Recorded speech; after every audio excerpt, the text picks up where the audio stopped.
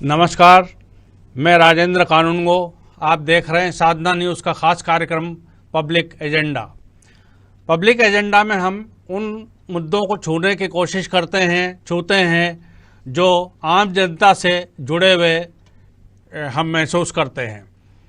इसी प्रकार के अनेक मुद्दों पर हम पब्लिक एजेंडा में विभिन्न मेहमानों के साथ चर्चा करते हैं। आज का जो विषय है वो विषय है दिल्ली उच्च न्यायालय ने हाल ही में एक सुनवाई के दौरान ये कहा है कि हम जो है इस अवस्था में अब पहुंच गए हैं कि हम समान नागरिक संहिता को देश में लागू करें। तो इस प्रकार एक नई बहस को अंजाम उन्होंने दे दिया है, या जो पुरानी इस प्रकार की बहस चल रही थी उसको आगे बढ़ाया है। तो उनका ये कहना था कि तलाक के मामले और विवाह के मामले, बच्चों के गोद लेने के मामले, इस प्रकार के मामलों में समान नागरिक संहिता यदि रहेगी तो निर्णय सुलभ होंगे और सब प्रकार से लोग जो है वो उनमें समरसता रहेगी। और कई समुदायों में गोद लेने के मामले, तलाक के मामले, इसमें विवाह के मामले में अलग अलग प्रकार की स्थितियां हैं, वो भी समान रूप से लागू होंगी। वैसे देखा जाए तो सुप्रीम कोर्ट ने भी कई अवसर पर इसके बारे में चर्चा की है और इस विषय में संज्ञान लिया है। समान नागरिक संहिता की एक मिसाल जो है गोवा में है। गोवा में समान नागरिक संहिता है, तो जब गोवा में समान नागरिक संहिता लागू हो सकती है, वो भी इस देश का एक राज्य है, तो और दूसरे राज्यों में ये क्यों नहीं, इस विषय पर आज हम चर्चा करेंगे। हमारे साथ जो मेहमान जुड़े हैं वो मैं उनका आपसे परिचय करा दूं। हमारे साथ वरिष्ठ पत्रकार रिजवान अहमद सिद्दीकी जी जुड़े हैं, मैं उनका बहुत बहुत इस्तकबाल करता हूं। और हमारे साथ वरिष्ठ पत्रकार प्रवीण खारीवाल जी इंदौर से जुड़े हैं, मैं उनका स्वागत करता हूं। और वरिष्ठ पत्रकार नितिन दुबे जी हमारे साथ स्टूडियो में जुड़े हैं, मैं उनका भी बहुत बहुत स्वागत करता हूं। और आइए शुरू करते हैं पब्लिक एजेंडा। पब्लिक एजेंडा में आपने अभी मेरी द्वारा की गई भूमिका को आपने सुना है। सबसे पहले मैं रिजवान भाई के पास आना चाहता हूं। रिजवान भाई, ये यदि समान नागरिक संहिता लागू होती है तो इस देश को क्या फ़ायदे और क्या नुकसान हो सकते हैं? क्या ऐसी स्थिति निर्मित हो सकती है कि समान नागरिक संहिता लागू हो और पूरा देश जो है वो एक ही प्रकार के कानून के अंतर्गत आ जाए? इस पर आपका क्या कहना है? देखिए, बहुत ढेर सारे जो कानून है वो सबके लिए एक है, एक जैसे। कुछ बहुत निजी मसले हैं, किसी के परिवार के अंदर कैसा होना चाहिए, किस तरह का संरक्षण मिलना चाहिए, कैसे संपत्ति में बंटवारा होना चाहिए, इस तरह के अलग अलग समुदायों में, अलग अलग धर्म में, अलग अलग संप्रदायों में कुछ अलग अलग तरह की परंपराएं हैं, या फिर धार्मिक आस्था के आधार पर कुछ चीज़ें, निर्णय उसमें होते हैं। और ये एक अगर किसी चर्चा की तरह इस बात को अगर सामने लाया जाए तो ये उतना आसान नहीं है, इसलिए कि जाहिर है कि जब बहुत ढेर सारी चीज़ें परंपराओं में होती हैं और बहुत ढेर सारी चीज़ें आस्था में होती हैं, और उस पर जब हम चर्चा करते हैं तो उससे कई तरह के समाज में संक्रमण पैदा होते हैं, कई तरह के वाद विवाद भी पैदा होते हैं। और दूसरा ये कि इस पर चर्चा कौन करना चाहता है, इस पर काम कौन करना चाहता है, इस पर कौन काम कर सकता है। जिस तरह से हाईकोर्ट का एक रेफरेंस दिया गया है, क्या हाईकोर्ट की सीमा के अंदर है ये, क्या वो इस तरह के कोई निर्णय ले सकता है, क्या वो एक चर्चा में आने के लिए या सिर्फ एक चर्चा के दौरान एक बात कही गई है जो कई बार ऑफ द रिकॉर्ड में बहुत सी जिरह के दौरान बहुत सी बात कही जाती है। अच्छा है, देश में चर्चा होना चाहिए, देश धीरे धीरे परिपक्व हो रहा है, परिपक्व है भी, लेकिन क्या इन चीज़ों को लेकर देश के अन्य मुद्दों से हमारा ध्यान तो नहीं हट रहा है? ये भी उतना ही महत्वपूर्ण है।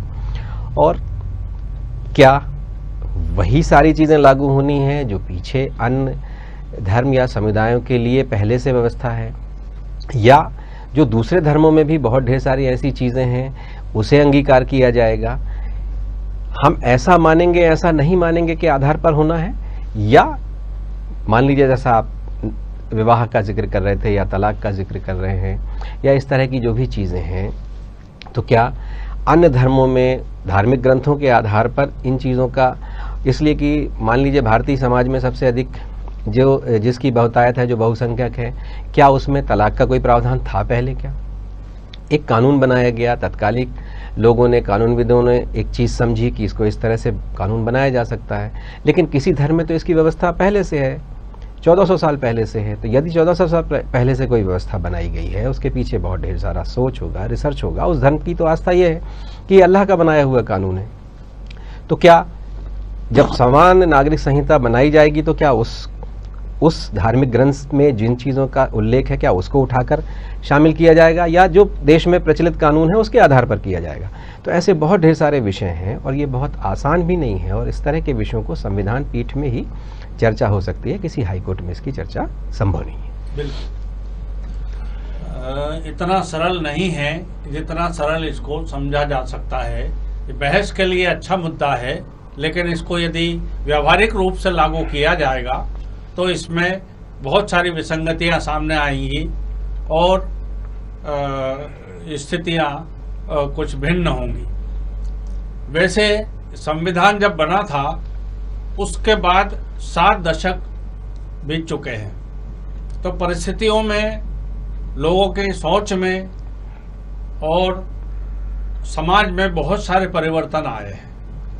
अब इन परिवर्तनों के और इस लोगों की सोच के हिसाब से अब क्या स्थिति बन रही है समान नागरिक संहिता बनाने में, नितिन जी मैं आपके पास आकर के इसके संबंध में आपसे चर्चा करना चाहता हूँ। जी सर, जैसे आपने बहुत सी चीज़ों पर प्रकाश डाला, रिजवान जी ने बहुत सी बातें कही जो बड़ी बारीक और संवेदनशील बातें हैं, लेकिन मेरा इस विषय में ये मानना है, खुली सोच, कि जिस दिन हमारा देश आज़ाद हुआ था या भारत के संविधान की रचना हुई थी, उसी दिन समान आचार संहिता, नागरिक संहिता लागू होना चाहिए था।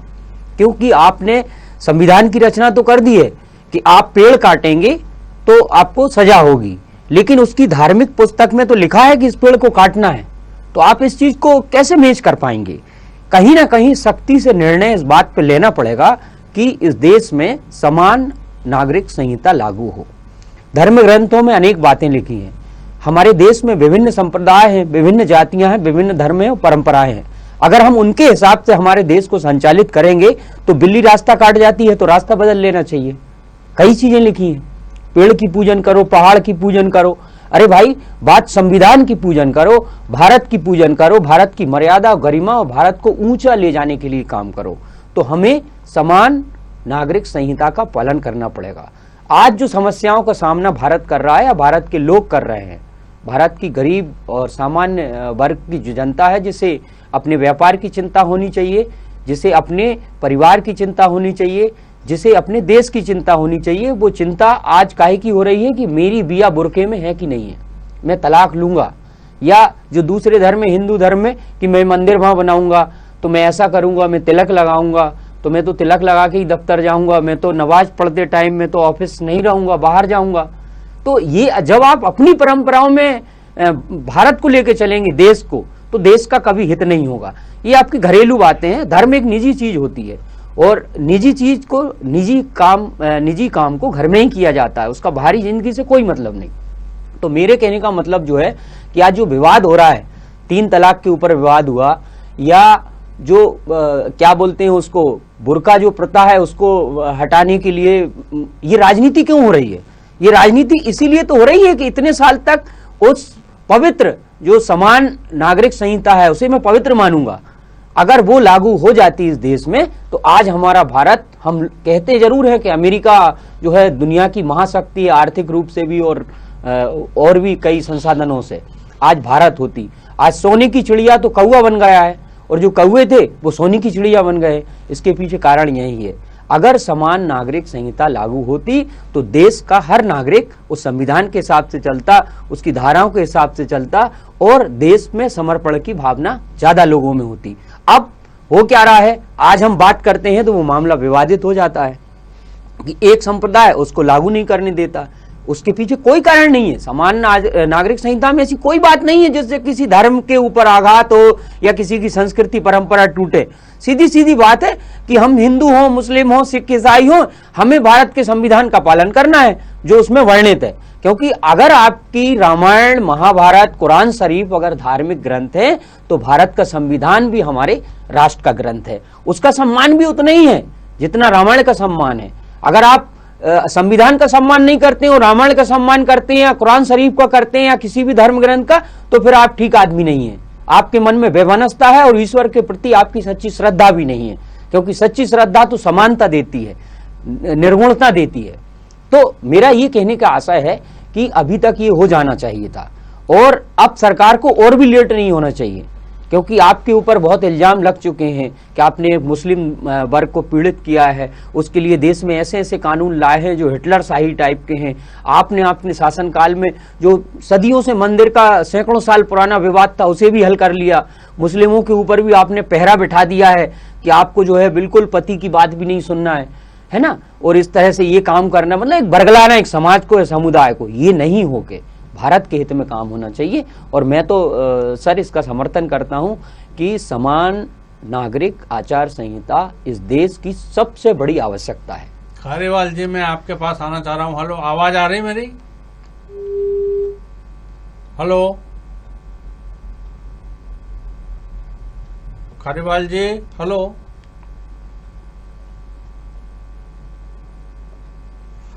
अच्छा, खारीवाल जी से किसी कारण से डिस्कनेक्शन हो गया है।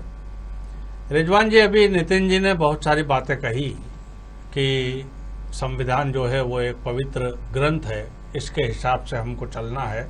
तो पवित्र ग्रंथ तो रामायण, गीता, कुरान, बाइबल, ये सभी ग्रंथ पवित्र हैं, संविधान भी पवित्र है, इसमें कोई दो मत नहीं है। तो संविधान को मान करके तो सब चल रहे हैं। अब संविधान में संशोधन की बात जहां तक आती है तो संविधान को संशोधन करने का जो तरीका है, जो अधिकार है, वो तो संसद को है। अब जो तरीका अपनाया जाएगा वो तरीका प्रजातांत्रिक तरीका होना चाहिए, उसमें किसी प्रकार की कोई जोर जबरदस्ती नहीं होना चाहिए, ऐसा कई तरफ का मत है। आप इस बारे में क्या कहेंगे? देखिए, नितिन जी हमारे बड़े ज्ञानी साथी हैं और बहुत संवेदनशील साथी भी हैं। ये कोई बहुत आसान विषय नहीं है और इसको हम इस स्टूडियो में बैठकर इस पर निर्णय में भी नहीं जा सकते। लेकिन सबसे पहले हमें ये समझना पड़ेगा कि ये किसी एक धर्म, किसी एक समुदाय और किसी एक वर्ग का विषय नहीं है। समान नागरिक जो संहिता है, एक जैसा कानून सबके लिए, अगर हम अल्पसंख्यक वर्ग को इससे हटा दें तो बहुसंख्यक वर्ग में भी विवाह की कई तरह की प्रथाएं हैं, अनेक प्रथाएं हैं और उन्हें भी एड्रेस करना बहुत ज़रूरी है, बहुत महत्वपूर्ण है। और आज़ादी के इतने बरस में हम एक जो वर्ग है, बहुसंख्यक वर्ग है, उसकी इन परंपराओं पर भी हम बहुत हद तक एक रूपता नहीं ला पाए। और देखिए, ये बेहद निजी मामला है और निजी मामले जब होते हैं तो हम असली मुद्दों से हटकर इस तरह की किसी के बेडरूम के अंदर तक झांकने, किसी के घर के अंदर तक झांकने का जब हम प्रयास करते हैं तो हमारे भारतीय समाज में, भारतीय संस्कृति में इसे अच्छा नहीं माना जाता। किसके घर में क्या हो रहा है, उसकी चार दीवारी के अंदर क्या हो रहा है, जब तक वहाँ से बाहर शोर ना आए तब तक हम उस तरफ कान भी नहीं लगाते। किसी के घर के अंदर झांकना एक तरह से ये आपत्तिजनक भी है और बदतमीजी भी मानी जाता है। तो अब हम ये कह रहे हैं कि राष्ट्र का जो संविधान है उसको मानना चाहिए, सबके लिए वो सर्वोपरि है। संविधान ही तो कह रहा है कि सब लोग अपने अपनी आस्था के हिसाब से अपने अपने ढंग से अपने अपने तरीके से वो करेंगे। कानून इतने हैं, इतने तरह के हैं, हत्या का, लूट का, बलात्कार का, किसी के अधिकार का, किसी के दीवानी, फौजदारी, जितने तरह के मामले हों सब एक तरह से गवर्न होंगे। इस देश में पहले बेटी के संपत्ति के अधिकार नहीं थे। समय पर देश की व्यवस्था, चूंकि एक किसी समुदाय में, किसी धर्म में ये व्यवस्था पहले से थी, बेटी को पिता की संपत्ति से, पारिवारिक संपत्ति से इतना अधिकार मिलेगा। दूसरे समाज में भी, बहुसंख्यक वर्ग में भी बेटी का अधिकार सुरक्षित हो जाए, संरक्षित हो, उसके लिए कानून बनाया गया। कानून क्यों बनाया गया कि कानून वहां था नहीं। अगर वहां कानून पहले से होता हिस्सेदारियों का तो वो इस तरह से होता। दूसरा, जहां तलाक का कोई उपयोग ही नहीं था, धार्मिक ग्रंथों की अगर हम बात करें, परंपराओं की बात करें हम, जहां तलाक शब्द नाम ही नहीं था तलाक, इसलिए कि वहां तो परित्यक्ता होती थी, तलाकशुदा नहीं होती थी। पति त्याग देता था लेकिन उसके बाद भी वो किसी और से विवाह कर सकती है, उसका अधिकार ही नहीं था उसको, इसलिए कि वो कहीं ना कहीं दास्ता पत्नी कहलाती थी। तो इस तरह की जो परिस्थितियां थीं, वहां जहां व्यवस्था नहीं थी, कालांतर में देश में वो व्यवस्थाएं बनाई गई। जहां व्यवस्था है उन व्यवस्थाओं के अनुरूप चीजें चलती रहीं। जैसे ट्रिपल तलाक की बात है, ये तलाक़ बिदअत जिसका जिक्र पहले भी हुआ, जिस पर बहुत बहस हुई देश में, और आखिर उस पर एक फैसला आया, न्यायालय ने एक निर्णय लिया कि एक बार में कहकर आप किसी को उसके अधिकारों से बेदखल नहीं कर सकते। सबने मान लिया, सारे लोगों ने उसको समझा, माना, लेकिन मनवाने का तरीका, मानने का तरीका और उसको हम किस तरह से, किस अंदाज में चीज़ों को पेश करना चाहते हैं वो बहुत महत्वपूर्ण है। ये हम धर्म प्रधान देश में रहते हैं, हमारे ज़्यादातर लोग किन्हीं धार्मिक आस्थाओं से जुड़े हुए लोग हैं, उनके लिए उनकी धार्मिक आस्था बहुत महत्वपूर्ण है। देश तो सबके लिए महत्वपूर्ण है, और सबसे बड़ी बात यह है कि हमारी जो धार्मिक मान्यताएं हैं, जो हमारी व्यवस्थाएं हैं, उसमें कहीं भी विरोधाभास नहीं है। जो भी धार्मिक ग्रंथ हैं, जो भी धर्म है, वो सब कहते हैं कि अपने राष्ट्र के प्रति समर्पित होना है, राष्ट्र के कानून, संविधान, राष्ट्र की चीज़ों का सम्मान करना है, उसको मानना है, उसका पालन करना है, और एक अगर प्रतिकार भी करना है तो उसका एक तरीका है।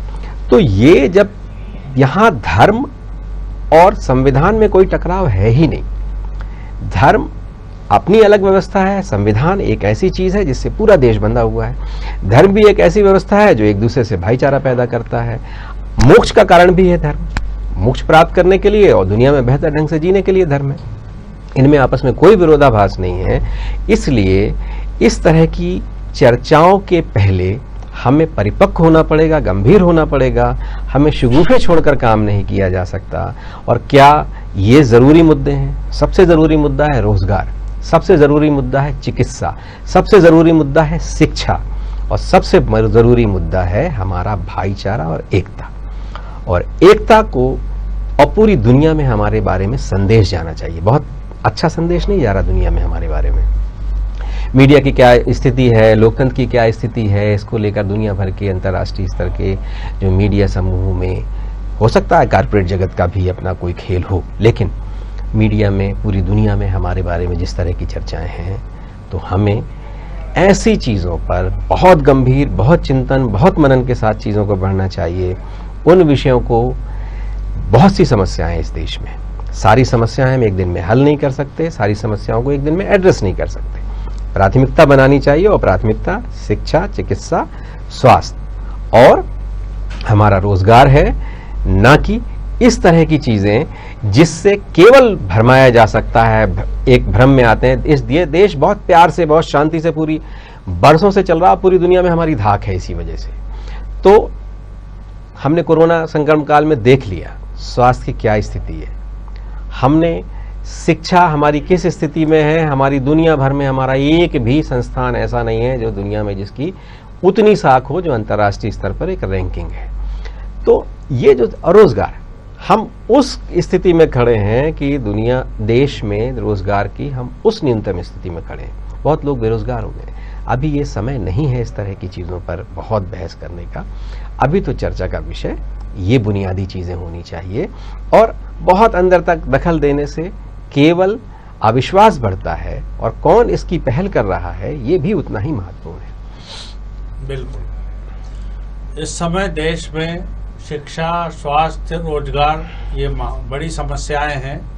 इस प्रकार की नई बातों में उलझ करके और देश को दूसरी तरफ उसका ध्यान डाइवर्ट करने की स्थिति में अभी नहीं आना चाहिए। रिजवान भाई का ऐसा कहना है। नितिन जी, आपसे मैं संक्षिप्त में थोड़ा सा इस पर अब आपकी राय चाहता हूँ, क्या कहना चाहेंगे आप? बिल्कुल, रिजवान जी ने जो बात कही उससे मैं पूरी तरह सहमत हूँ कि गैर जरूरी मुद्दा है इस समय पे, क्योंकि मुद्दा जो है समय परिस्थितियों के हिसाब से भी उठाना ठीक होता है। लेकिन हमारे देश में सरकारें राजनीतिक दलों की हैं, संतों की तो है नहीं, जो देश की चिंता करने के बाद ये होगा। लेकिन यहाँ तो सबसे बड़ी चिंता वही मैं कहना चाह रहा हूँ कि अगर आपको ये लागू करना था तो ये तो बहुत पहले हो सकता था। आपके पिछले कार्यकाल में भी अटल जी का रहा, आपका भी पिछला रहा, उसमें हो सकता था, या आज़ादी के बाद हो सकता था। तो दोनों ही राजनीतिक दल इसमें पीछे रहे। मैं ये नहीं चाहता हूँ कि किसी धर्म की पवित्रता को खंडित किया जाए। हर धर्म के सारे धर्मों का निचोड़ आपकी समान नागरिक संहिता में होना चाहिए। और सबसे बड़ी बात कि आज जो बेरोजगारी है, जो महामारी का दौर है, उस टाइम में रिजवान जी ने जो बात कही वो बहुत बढ़िया बात है कि नकली इंजेक्शन लग रहे हैं, करोड़ों लोग बेरोजगार हो चुके हैं। कम से कम हमें उनकी चिंता करनी चाहिए, अर्थशास्त्रियों से पूछना चाहिए, सुप्रीम कोर्ट से बात होनी चाहिए। सुप्रीम कोर्ट ने कितनी लताड़ मारी आपको कि दवाओं को लेकर, इलाज को लेकर और आर्थिक परिस्थिति को लेकर, देश की खाद्यान्न को लेकर। लेकिन उसमें उस सुप्रीम कोर्ट की भावनाओं का या हाई कोर्ट का आप इतना सम्मान करते हैं, तो हाई कोर्ट ने, सुप्रीम कोर्ट ने ये भी तो कहा है कि ऑक्सीजन की व्यवस्था कराइए, इंजेक्शन, लोगों को दवाएं ठीक मिले। वो क्यों नहीं हो पाया? तो ये बात सही है कि ये मुद्दा जो इस समय उठा है वो केवल देश के लोगों को भ्रमित करने के लिए, हिंदू मुसलमान करवाने के लिए, जबकि उसमें हिंदू मुसलमान जैसा है कुछ नहीं। समान नागरिक संहिता लागू हो जाएगी तो ना तो मुसलमानों की सेहत पे कोई असर पड़ना है, ना हिंदुओं की। उससे क्या है? हमारा धर्म हमारे साथ है, हमारी रामायण हमारे साथ है, हमारी बाइबल हमारे साथ है, हमारी कुरान शरीफ हमारे साथ है, हमारी मस्जिद पवित्र है, हमारा मंदिर पवित्र है, हमारा चर्च पवित्र है, गुरुद्वारा पवित्र है। उसमें किसी संविधान की एंट्री हो ही नहीं सकती, ना होना चाहिए। लेकिन हमें देश में जीना कैसे है, हमारे लोगों के पास क्या अधिकार होने चाहिए? क्या ये बात जो है बेटियों को संपत्ति नहीं देना, ये कौन सी मूर्खता का काम था? ये ठीक है, इसमें सुधार हुआ कि बेटी बराबर से आपकी रहेगी, पत्नियों को जो है बराबर का हिस्सा मिलना चाहिए, बेटियों को, बहनों को, सभी को, गरीब को, पिछड़े को, दलित को। आप ये क्यों कहते हैं कि बेटियों को ही मिलना चाहिए या पत्नी को? वो दलित जो है, जो आपका मेला ढोया जिसने जीवन भर, आज भी वो वही काम कर रहा है नगर निगम में, उसके पास मशीनें नहीं है, उसको नालियों में उतर जाता है, गैस से मर जाता है उस गैस से। तो आपने उस समाज के, उस तबके की आप परवाह करना चाहते हैं, तो क्या वो समाज का तबका वो परवाह करने लायक तबका नहीं है? विद्युत मंडल के पोलों पे चढ़ के जो है सैकड़ों लोग मरते हैं लाइनमैन, किसी के पास कोई उपकरण नहीं होता। ये बहुत बड़ी समस्या है इस देश में। बगैर उपकरण के गीले कपड़े पहन के खम्भे पे चढ़ जाता है, दूसरे दिन अखबार में खबर होती कि मर गया। तो ये चीजें भी तो बुनियादी जो चीज है देश की, जो रीढ़ जो देश की है। हम सुंदर इमारत की कल्पना कर सकते हैं, हम इमारत के सुंदर कंगूरों की कल्पना कर सकते हैं, लेकिन नींव की कोई कल्पना नहीं करता है। और जो नींव की कल्पना करता है वो भवन सदियों तक खड़ा रहता है। तो मेरे कहने का आशय वही है कि नींव हमें सभी धर्मों के अच्छी अच्छी बातों को लेकर, जिससे हमारे राष्ट्र का निर्माण हो, इस तरह से हमको उसका लागू करना चाहिए। बिल्कुल नितिन जी, आपने सही कहा। रिजवान भाई अपनी जगह पर बिल्कुल सही हैं। वर्तमान में जो है जरूरी चीज़ें जो हैं, आम आदमी के जीवन के लिए जो जरूरी चीज़ें हैं उस पर ध्यान दिया जाना चाहिए। एक नया विषय खड़ा करके बहस का और समाज को भ्रमित करने का काम अभी फिलहाल करने जैसी स्थिति नहीं है। यदि ये करना था तो आपको जब संविधान बना था उसी समय यह चीज़ लागू कर देना थी। उसके इतने वर्ष बाद आपको अब याद आ रही है, तो ये हाईकोर्ट की टिप्पणी है, किसी का निजी विचार नहीं है, हाईकोर्ट ने कहा है। इसलिए इस विषय पर हमने यहाँ पर आज चर्चा की, आपके विचार जानने का प्रयास किया और इस विषय को आपके माध्यम से, साधना न्यूज़ के माध्यम से जनमानस के सामने इसको रखने का प्रयास किया। रिजवान भाई का, खारीवाल जी का, नितिन दुबे जी का मैं बहुत बहुत आभारी हूँ, धन्यवाद। और इस कार्यक्रम को, पब्लिक एजेंडा कार्यक्रम को हम यहीं विराम देना चाहते हैं। आप मुझे इजाज़त दीजिए, नमस्कार, और देखते रहिए साधना न्यूज़।